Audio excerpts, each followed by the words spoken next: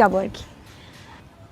2টা দিন হয় না, রিলেশনশিপটা একটা সুস্থভাবে যাবে এটা তুমি চাও না।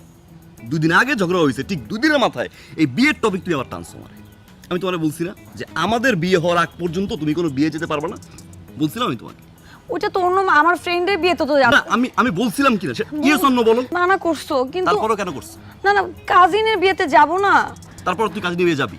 হ্যাঁ, আমার কাজিন। তুই যাবি না, এটা সবাই যাবে। কি মনে আমি বুঝি না, তুই ফুসকাইয়া ফাসকাইয়া তোর বাপ মার রাজি করাইছস যাতে আমার কাছে এসে বলতে পারে যে আমার বাবা যাবে, মা যাবে, ভাই যাবে, ঘরে কে থাকবে, আমাকে তো নিয়ে যাবে, স্বাভাবিক। এটা করছিস না? আমি এগুলো কি বলতেছো তুমি? আবার আমাকে সন্দেহ করতেছো? আমি তোমাকে বারবার বুঝিয়ে বলছিলাম যে জান 80% রিলেশনশিপ হয় এই বিয়ে থেকে।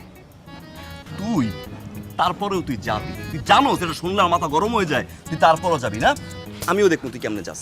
এইভাবে বলতেছো? আমিও দেখবো তুই কেমনে যাস। না না না না, আমিও দেখবো তুই কেমনে যাস। তুই কেমনে যাস আমি দেখবো তো।